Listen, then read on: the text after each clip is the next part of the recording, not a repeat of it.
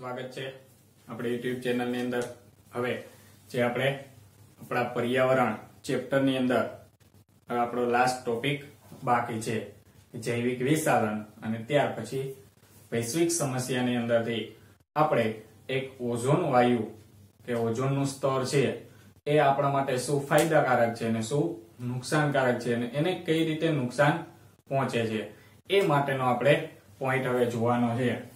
તો એની અંદર છેલ્લે તો જૈવિક વિસાલન કે જૈવિક વિસાલન એટલે શું, કોને જૈવિક વિસાલન કહેવાશે। તો હવે આપણે જાણીએ છીએ કે અમુક એવા પદાર્થો છે કે જેને આપણે ઈચ્છતા નથી છતાં પણ એ આપણી જે ખોરાક મેળવવાની શૃંખલા, જેને આપણે આહાર શૃંખલા કીધી હતી, એ આહાર શૃંખલાની અંદર દાખલ થઈ જાય છે, ભળી જાય છે। તો એ કેવી રીતે આવે છે કે આહાર શૃંખલામાં તે કઈ રીતે દાખલ થાય છે। બીજું કે આપણે જે જળ પ્રદૂષણ કહીએ છીએ, પાણીનું પ્રદૂષણ, તો આ જળ પ્રદૂષણ થવાનું પણ કારણ શું છે કે કેવી રીતે થાય છે જળ પ્રદૂષણ। તો આપણે સૌ જાણીએ છીએ કે જે પાક આપણે ખેતરોની અંદર ઉગાડવામાં આવે છે એ પાકને કીટકો અથવા તો સૂક્ષ્મ જીવોથી બચાવવા માટે કે જંતુઓથી બચાવવા માટે એની અંદર રાસાયણિક પદાર્થો ઉમેરવામાં આવે છે, જંતુનાશક દવાનો છંટકાવ કરવામાં આવે છે કે પાકને સૂક્ષ્મ જીવોથી બચાવવા માટે, કે સૂક્ષ્મ જીવો અથવા તો જંતુઓ કે કીટકો, જંતુઓથી બચાવવા માટે જંતુનાશકોનો છંટકાવ કરવામાં આવે છે કે છંટકાવ કરવામાં પણ આવે, અથવા તો એ છંટકાવથી નુકસાન નથી થતું, પરંતુ જ્યારે એને પાણીની સાથે ભેળવવામાં આવે છે કે પાણીની સાથે ભેળવી અને પછી તેને જમીનમાં આપવામાં આવે છે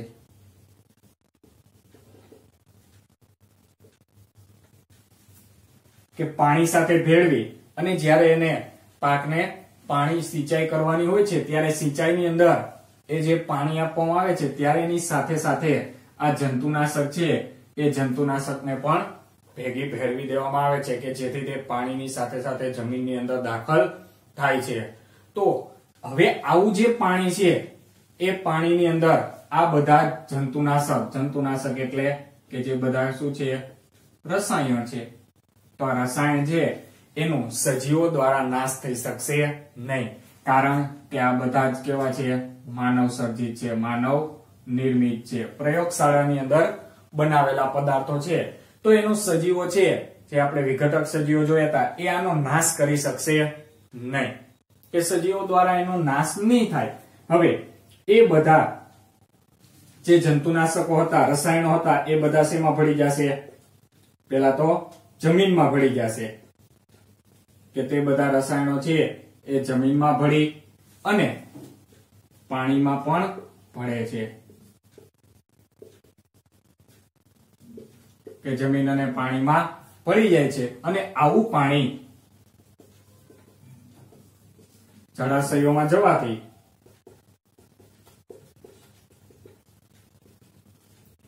પાણીનું શું થાય છે, પ્રદૂષણ થાય છે કે પાણીની અંદર આવા જે ઘટકો છે કે જે જૈવ અવિઘટનીય છે, સજીવોનો નાશ નહીં કરી શકે એવા બધા ઘટકો છે શેમાં ભળી જશે, પાણીમાં ભળી જશે અને પાણીનું પ્રદૂષણ થાય છે। હવે જે પાણી ફરીથી તમે વનસ્પતિઓને કે પાકને આપેલું છે તો એ વનસ્પતિમાંથી કે પાણી છે એ વનસ્પતિના મૂળ દ્વારા શોષણ થશે કે તમે જે સિંચાઈ માટેનું પાણી આપ્યું છે એ બધું એના દ્વારા વનસ્પતિના મૂળ દ્વારા શોષણ થશે। તો એ પાણીની અંદર તો આ જંતુનાશક એટલે કે આ બધા રસાયણો ભળેલા છે, તો એ વનસ્પતિના મૂળ દ્વારા શોષણ પામી કે આવું પાણી જમીનમાંથી વનસ્પતિના મૂળ દ્વારા શોષણ થાય છે,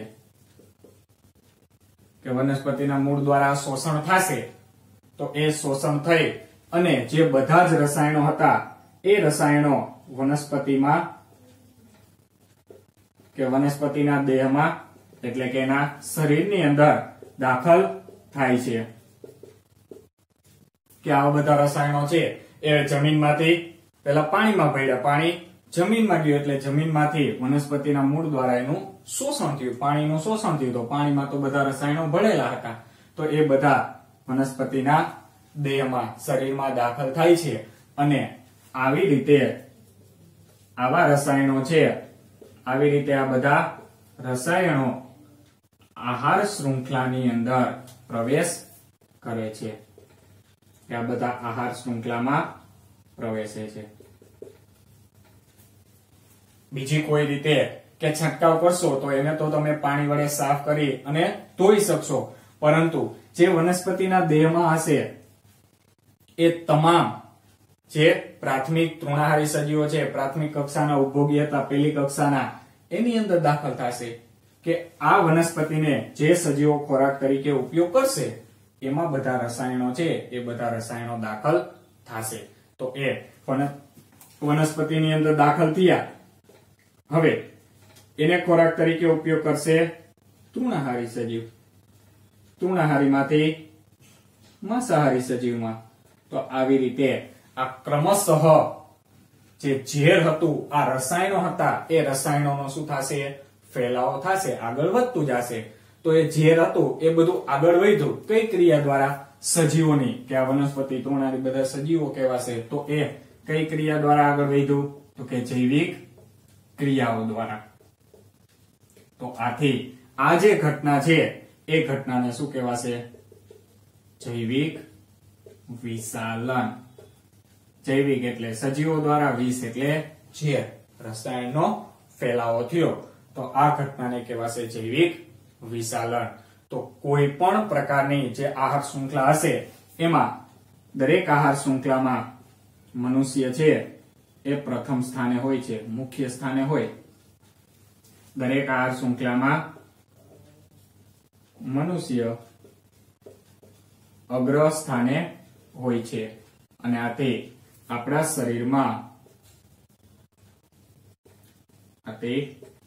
શરીરમાં આવા રસાયણોનું પ્રમાણ ખૂબ જ વધારે હોય છે. ત્યાંથી આપણા શરીરમાં, કારણ કે જે પાકને આપણે જંતુઓથી બચાવવા માટે જંતુનાશક રસાયણનો ઉપયોગ કરીએ છીએ, એ જ પાકનો આપણે ખોરાક તરીકે ઉપયોગ કરીએ છીએ, તો એ તમામ જે રસાયણ હતા કે જેને તમે પાણીની સાથે ભેળવીને આપ્યા હતા, એ તમામ વનસ્પતિમાં આવશે, એમાંથી એના પાકની અંદર, અને એ પાકનો કે એની નીપજ છે એનો તમે ખોરાક તરીકે ઉપયોગ કરશો તો એ બધા જ આપણા શરીરની અંદર દાખલ થશે, અને ઉત્તરોત્તર દરેક સજીવની અંદર એક ક્રમશઃ સંચય પામતા જશે. સંચય પામતું એટલે કે દરેક સજીવની અંદર તે શું થતા જશે? સંગ્રહ થતા જાય છે. અને આ ઘટનાને આપણે કહેશું જૈવિક વિશાલન. હવે આ દ્વારા જે રસાયણોનો ફેલાવો થયો છે એને તમે કે બહારથી તમે જે કાંઈ ઘઉં, ચોખા કે કોઈ ફળ કે કોઈ શાકભાજી લઈ આવો છો, તો એને તમે જો એ જૈવિક વિશાલન હશે, કે જૈવિક વિશાલન દ્વારા જો એમાં રસાયણોનો ઉમેરો થયેલો હશે, તો એને તમે પાણી વડે ધોઈને કે પાણી વડે તમે સાફ કરી શકતા નથી, કારણ કે એ એની અંદર હશે. જે ફળ છે એ ફળની અંદર રસાયણ રહેલા હશે, તો તમે એને બહારથી જો પાણી વડે સાફ કરશો, પાણીથી ધોઈ નાખશો, તો એ રસાયણો છે એ દૂર થશે નહીં.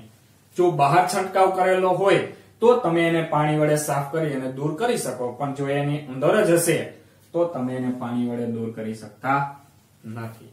તો આ ઘટના થઈ જૈવિક વિશાલન, કે આપણે જંતુઓથી બચાવવા માટે જે રસાયણનો ઉપયોગ કરીએ છીએ એ પાણી સાથે ભળી વનસ્પતિ દ્વારા શોષણ પામી અને ફરીથી એની નીપજની અંદર દાખલ થાય છે, અને આ રીતે તે આપણી આહાર શૃંખલા છે, આહાર શૃંખલામાં પ્રવેશ કરે છે, અને ધીમે ધીમે આ રસાયણો જે તૃણાહારી સજીવો એના ખોરાક તરીકે ઉપયોગ કરશે એની અંદર દાખલ થશે, એમાંથી માંસાહારીમાં. આમ ક્રમશઃ તે દરેક પોષક સ્તરની અંદર દાખલ થાય છે. અને જેનો કોઈ પણ પ્રકારના સજીવો એટલે કે સૂક્ષ્મજીવો હોય કે પછી આપણા વિઘટક સજીવો હોય, આના દ્વારા તેનો નાશ થઈ શકશે નહીં, વિઘટન થતું નથી. એ હમણાં આપણે જોશું કે વિઘટન કોને, કેવા પ્રકારના કચરાનું થશે, કેવા પ્રકારના પદાર્થોનું થશે અને વિઘટન કોનું નહીં થાય. જૈવિક વિશાલન ની અંદર આ પ્રશ્ન પૂછાઈએ કે જૈવિક વિશાલન ટૂંકમાં લખો, તો જૈવિક વિશાલન વિશે સમજાવો. હવે ત્યાર પછીનો છેલ્લો પોઈન્ટ કે ઓઝોન વાયુ વિશે, ઓઝોન સ્તર. તો આપણે ઓક્સિજન વિશે જાણીએ છીએ કે ઓક્સિજન શું હોય, એનું બંધારણ શું હોય, એની અંદર કેટલા ઓક્સિજનના પરમાણુઓ હોય. તો ઓઝોન આપણા માટે શું ફાયદાકારક છે? તો ઓઝોન સ્તરનું નિર્માણ.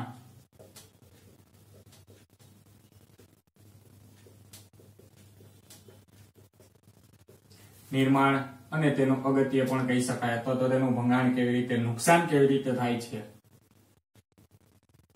અને તેનું અગત્ય કે ઓઝોન આપણા માટે શા માટે, કઈ રીતે આપણા માટે આવશ્યક છે. તો હવે સૌપ્રથમ તો ઓક્સિજન.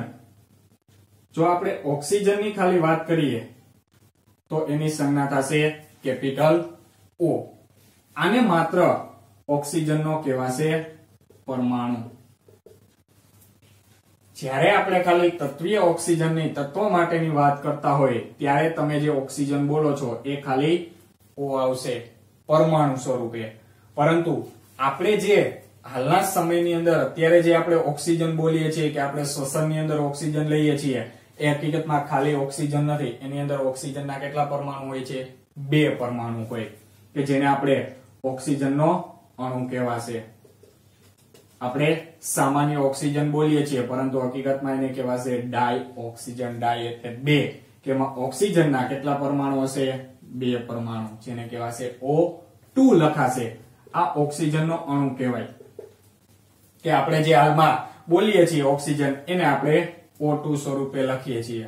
તો આપણે જે શ્વસનની અંદર લઈએ છીએ માત્ર પરમાણુ નથી, અણુ સ્વરૂપે હશે O2.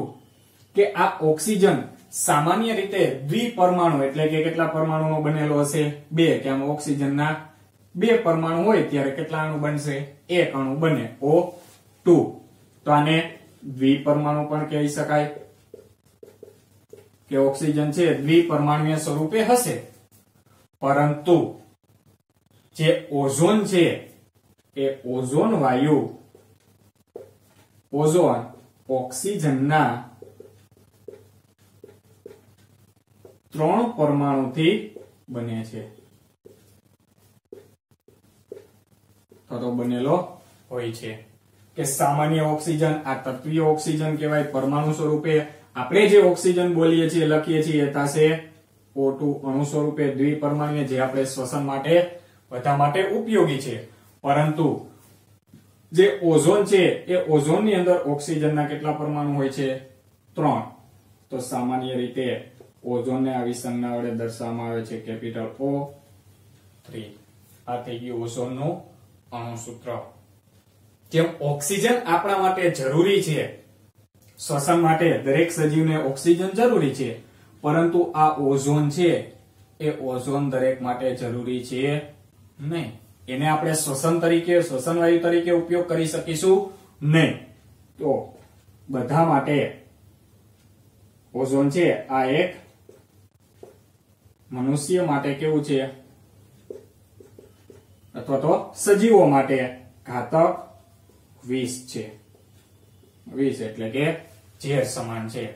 મનુષ્ય એટલે કે દરેક સજીવો માટે ઘાતક વિષ છે કે તમે એનો શ્વસન વાયુ તરીકે ઉપયોગ કરી શકતા નથી. પરંતુ છતાં એ આપણા માટે મહત્વનું છે કે તે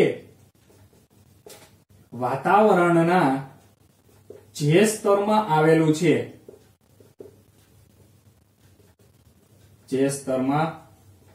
છે, ત્યાં તે એક મહત્વનું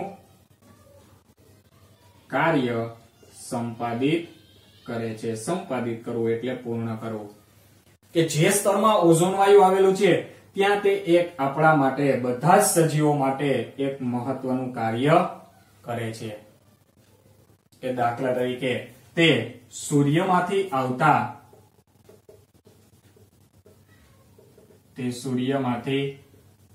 આવતા પારજાંબલિક વિકિરણો કે અલ્ટ્રાવાયોલેટ કિરણો જેને કહીએ છીએ, જે આપણા માટે નુકસાનકારક છે, તે સૂર્યમાંથી આવતા પારજાંબલિક વિકિરણોનું શોષણ કરીને સજીવોનું રક્ષણ કરે છે. કે આ પારજાંબલિક વિકિરણોનું તે શોષણ કરી લે છે અને પૃથ્વી સુધી પહોંચવા દેશે નહીં. ઉદાહરણ તરીકે એ પારજાંબલિક કિરણો શું નુકસાન કરે છે? તો કે તે સજીવોમાં ત્વચાનું કેન્સર જેવી બીમારીઓ ફેલાવે છે.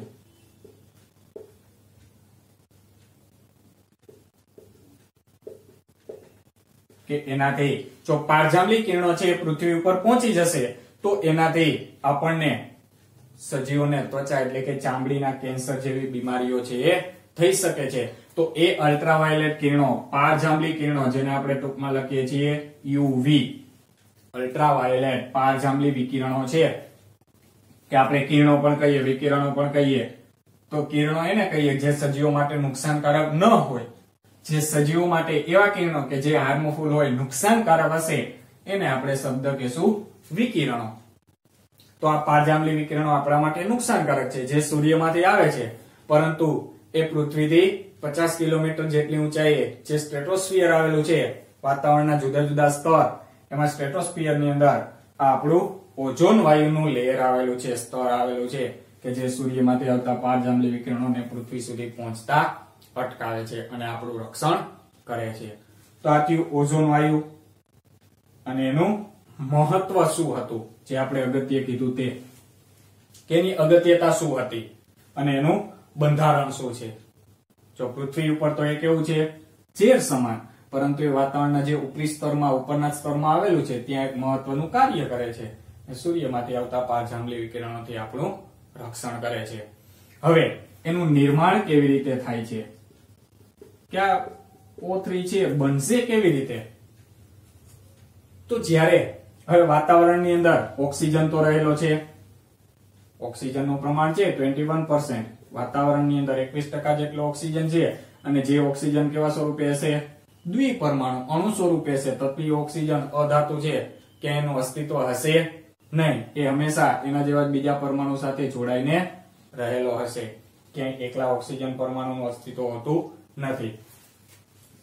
તો જે ઓક્સિજન વાતાવરણની અંદર રહેલું છે, એના ઉપર જ્યારે આ સૂર્યના અલ્ટ્રાવાયોલેટ કિરણો પડે છે, ત્યારે એ ઓક્સિજનના પરમાણુનું વિઘટન થાય છે. કે ઓક્સિજનનો જે અણુ છે, અણુ તૂટી અને પરમાણુમાં રૂપાંતર થઈ જાય છે. કે જ્યારે વાતાવરણના ઓક્સિજન પર, ઓક્સિજન એટલે કે O2, એ શું કહેશું આપણે? અણુ. કે જ્યારે વાતાવરણના ઓક્સિજન પર સૂર્યના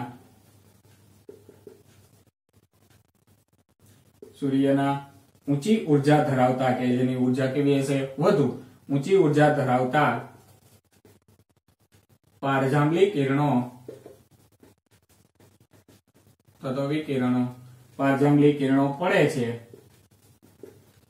ત્યારે તેનું બે મુક્ત પરમાણુઓમાં વિભાજન કરે છે અથવા તો વિખંડન કરે છે, જેને ઉષ્મીય વિખંડન પણ કહેવાય. કે સૂર્યપ્રકાશને જે અલ્ટ્રાવાયોલેટ કિરણોની ગરમી છે, ગરમીને લીધે ઓક્સિજનનો જે અણુ હતો એ અણુ તૂટી અને કેટલા પરમાણુમાં? બે પરમાણુની અંદર તે વિભાજિત થાય છે. એટલે કે મુક્ત સ્વરૂપે થઈ જશે, અણુમાંથી તૂટી અને શું બની જશે? પરમાણુ. તો એક અણુની અંદર કેટલા પરમાણુ છે? બે. તો એ તૂટશે તો કુલ કેટલા પરમાણુ મુક્ત થશે? બે પરમાણુઓ મુક્ત થશે. અને આ મુક્ત પરમાણુ કે આ મુક્ત થતો પરમાણુ છે, પરમાણુ એટલે ખાલી ઓક્સિજન, ફરીથી આ મુક્ત પરમાણુ ફરીથી ઓક્સિજન સાથે, ઓક્સિજન એટલે અહીં આપણે શું કહેશું, O2 અણુ, કે ફરીથી ઓક્સિજન સાથે સંયોજાઈને એટલે કે જોડાઈને ઓઝોન બનાવે છે. ઓઝોન એટલે O3 નું નિર્માણ કરે છે.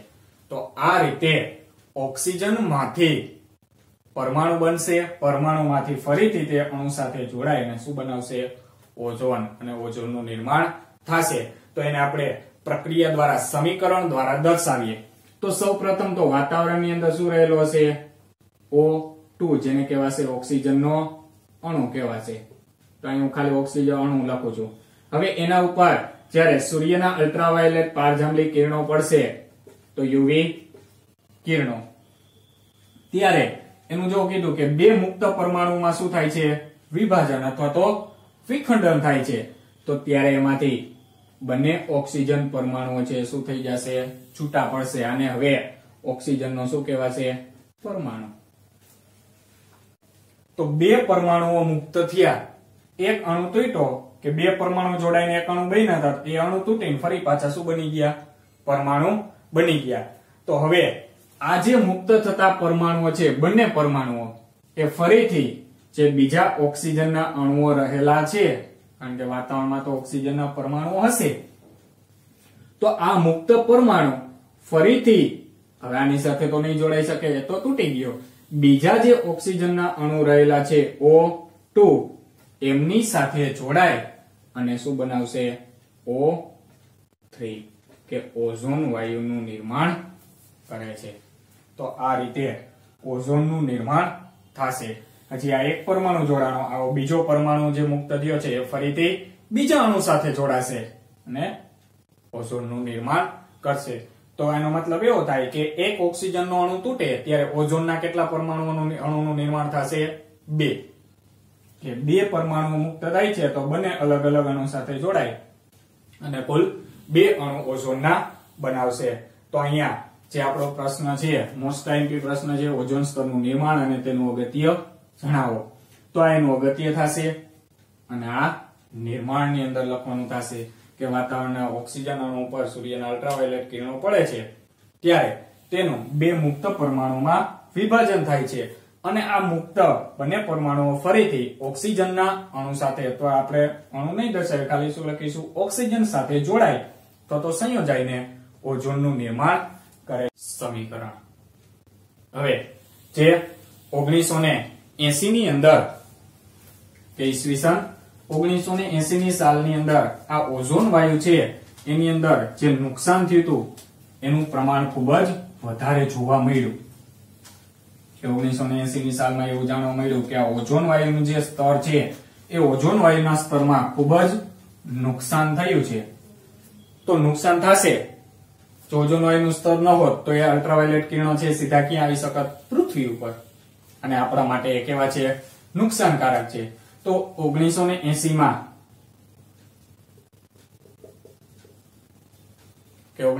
માં એવું જાણવા મળ્યું કે ઓઝોન સ્તરમાં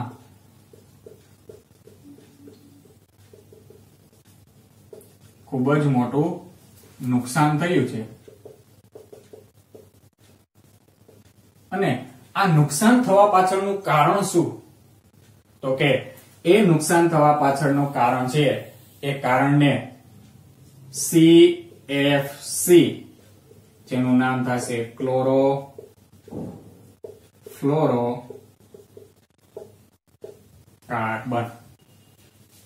CFC, C એટલે ક્લોરીન માટે, F એટલે ફ્લોરીન અને C એટલે કાર્બન. કે આને હેલો કાર્બન પણ કહેવાય, કારણ કે આ ક્લોરીન અને ફ્લોરીન છે બંને 17મા સમૂહના તત્વ છે. કે એક 2 ક્લોરીન અને 2 ફ્લોરીન અને એક કોની સાથે જોડાયેલા છે, કાર્બન સાથે, આવું એનું બંધારણ થઈ શકે.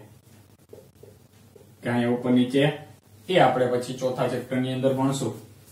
તો આ ક્લોરીન, ફ્લોરીન અને કાર્બનનું સંયોજન છે જેને કહેવાશે CFC, ક્લોરોફ્લોરોકાર્બન. કે મુખ્ય જો કોઈ ઓઝોન વાયુને નુકસાન પહોંચાડવાનું કાર્ય કરતું હોય તો એ મુખ્ય સંયોજન કયું છે? CFC. કે આ CFC ને ઓઝોન નુકસાન માટે, ઓઝોન સ્તરના ભંગાણ માટે મુખ્ય માનવ સર્જિત ઘટક ગણવામાં આવે છે. કે મુખ્ય જો કોઈ મનુષ્ય દ્વારા નિર્માણ કરાયેલો માનવ સર્જિત ઘટક હોય તો એ છે CFC, કે જે મુખ્ય રીતે ભંગાણ કરતો ઘટક છે, કે જેનો ઉપયોગ રેફ્રિજરેટર,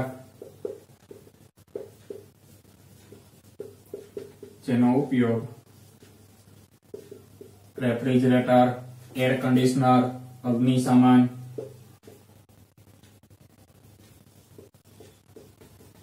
વગેરેમાં થાય છે.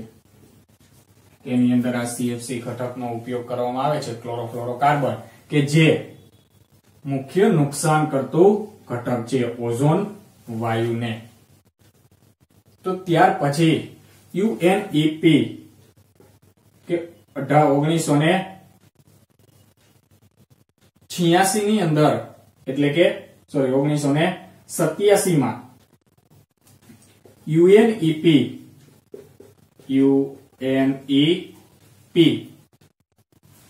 કે સંયુક્ત રાષ્ટ્ર જે પર્યાવરણ પ્રોગ્રામ હતો, environment programme, United Nation environment programme, તો એની અંદર સર્વાનુમતે UNEP ની બેઠકમાં ત્યાં પર્યાવરણ બાબતેની ચર્ચા કરતી મીટિંગ હતી, કે એમાં એ બેઠકમાં સર્વાનુમતે એટલે બધાને મત અનુસાર, ઈચ્છા અનુસાર એવું નક્કી કરવામાં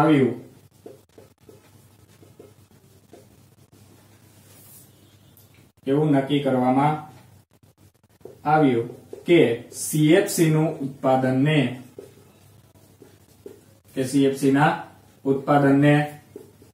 1986 સુધી જ સીમિત રાખવામાં આવે. કે 87 ની અંદર બેઠક થઈ હતી એટલે એમાં એવું નક્કી કર્યું કે 86 સુધી બનાવી લીધો, તો હવે પછીના નવા વર્ષ એટલે કે 87 ની સાલમાંથી આ CFC નું નિર્માણ કરવાનું નથી. અને બધી જ રેફ્રિજરેટર કંપનીને, બધી જ રેફ્રિજરેટર બનાવતી કંપની માટે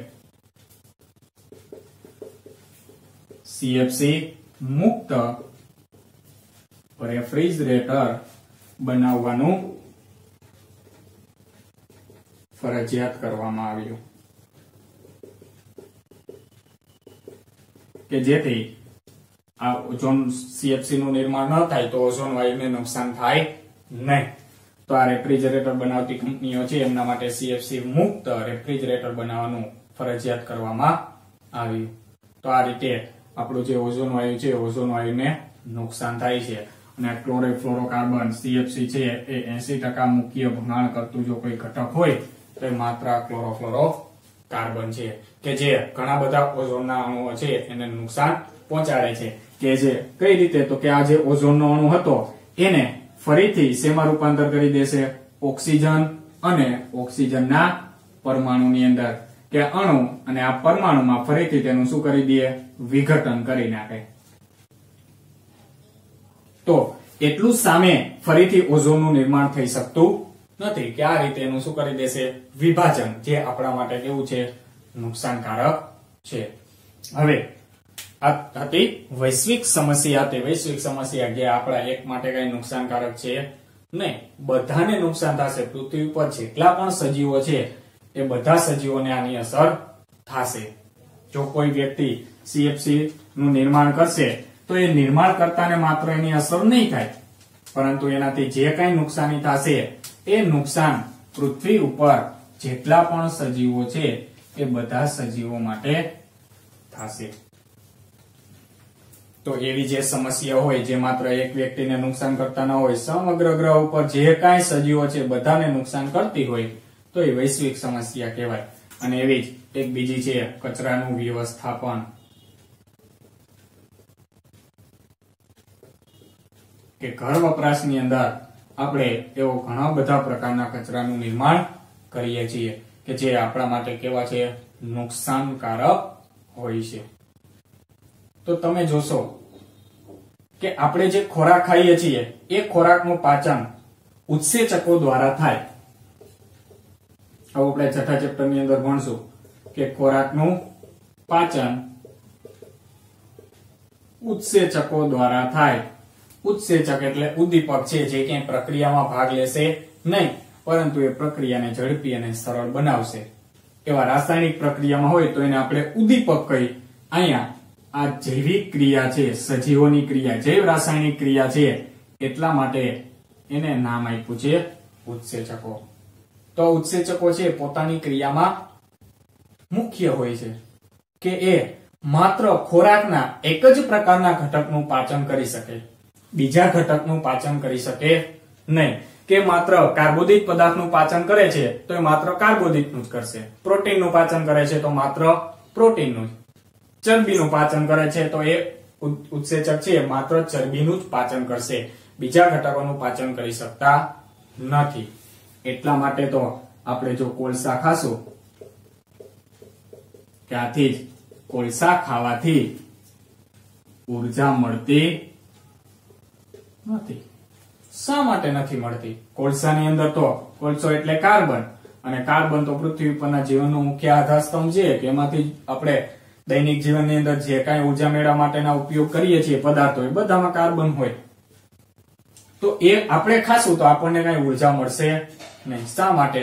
તો કે એનું પાચન કરી શકે એવા ઉત્સેચકો આપણા શરીરમાં આવેલા નથી. એટલા માટે આપણને કોલસા ખાવાથી ઉર્જા મળતી નથી, કારણ કે એનું પાચન આપણા શરીરમાં નહીં થઈ શકે. તો આમ આપણે રોજબરોજના જીવનની અંદર બે પ્રકારના કચરો છે એને મુક્ત કરીએ છીએ કે કેવા છે, જૈવ વિઘટનીય પદાર્થો અને બીજા આવશે જૈવ અવિઘટનીય અથવા તો અજૈવ વિઘટનીય પણ કહી શકાય. તો જૈવ વિઘટનીય એટલે એવા પદાર્થો કે જે જૈવિક ક્રિયાઓ દ્વારા વિઘટન પામતા હોય, કે જે જૈવિક ક્રિયાઓ દ્વારા વિઘટન પામે એટલે નાશ થતા હોય એવા પદાર્થોને કહેવાશે જૈવ વિઘટનીય પદાર્થો. અને જે જૈવિક ક્રિયાઓ દ્વારા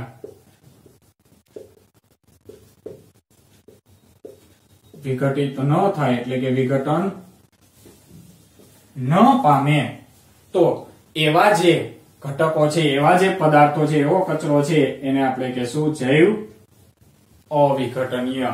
તો આ જૈવિક વિઘટન કોના દ્વારા થશે? સૂક્ષ્મજીવો દ્વારા. એ સૂક્ષ્મજીવો એટલે એને આપણે કેવા સજીવો કીધા હતા? વિઘટક સજીવો.